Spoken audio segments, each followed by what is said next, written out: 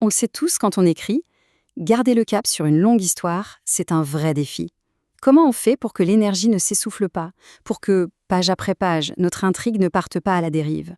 C'est un sentiment que tout créateur connaît, non? On se lance avec une super idée, plein d'enthousiasme, et puis, au milieu du gué, on a l'impression que tout s'effondre. Le fil est cassé, le rythme est parti.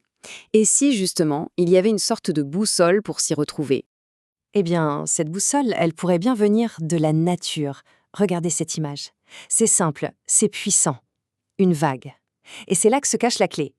Alors, pour comprendre comment on construit ce rythme, on va piocher dans une idée vraiment fascinante qui nous vient de l'écriture de scénarios en Corée. Ça s'appelle le long souffle. C'est tout un art, celui de sentir le pouls, le rythme profond d'une histoire.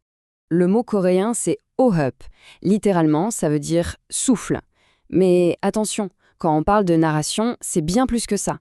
C'est vraiment la force vitale du récit, son pouls, son flux, son reflux. C'est ce petit quelque chose qui fait qu'une histoire nous paraît vivante. Et c'est ça le point crucial. Si on arrive à maîtriser ce E-up, cette respiration, eh bien on évite que l'histoire parte dans tous les sens. C'est vraiment une sorte de boussole intérieure qui guide le créateur, du début à la fin, jusqu'à une conclusion qui nous semble à la fois évidente et totalement surprenante. Bon, mais concrètement, comment on se représente ce souffle? C'est justement là que notre métaphore de la vague devient super utile. Parce qu'en fait, la structure d'une histoire, ça ressemble énormément au cycle de vie d'une vague. C'est d'une image incroyable, non? Ce qui est fascinant, c'est vraiment cette dualité. Une histoire, ça commence souvent par un temps calme, presque paisible. On se sent en sécurité. Mais sous la surface, en silence, une énergie folle est en train de s'accumuler, prête à exploser en quelque chose de gigantesque, d'imprévisible. Et c'est la grande question. Comment on passe d'une vague tranquille à un tsunami géant?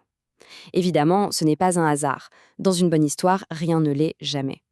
Alors, c'est quoi cette force cachée qui transforme la petite ondulation en un monstre dévastateur?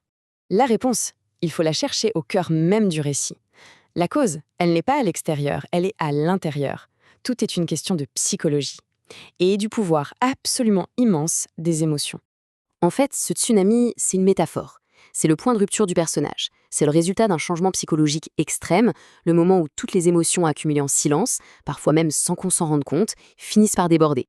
Et attention, ça n'arrive pas d'un coup. C'est un processus. D'abord, il y a juste un début d'anxiété, une petite graine. Puis, lentement, couche après couche, l'émotion s'accumule, c'est presque invisible, jusqu'au moment où l'élément déclencheur fait tout exploser.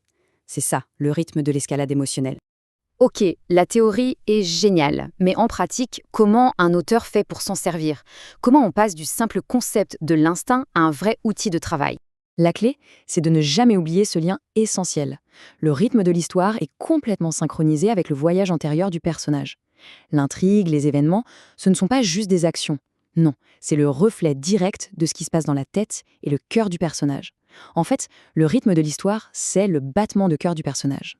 Et quand on comprend ça, ça débloque des outils hyper pratiques. Ça permet de penser la structure globale de l'histoire, de créer des décors qui ne sont pas là par hasard, mais qui amplifient l'émotion du moment. Et au final, ça permet de transmettre le message de fond beaucoup plus efficacement. Justement, parlons de ça. Transmettre le message. Parce qu'au fond, une histoire, c'est fait pour dire quelque chose, pour explorer un thème, une idée. Ce voyage émotionnel avec ses marées, ses vagues, c'est pas juste pour faire du drame. C'est le véhicule qui transporte le thème de l'histoire. Les hauts, les bas, le calme, la tempête, tout ça, c'est ce qui nous fait ressentir le message au plus profond de nous, et pas seulement le comprendre avec notre tête.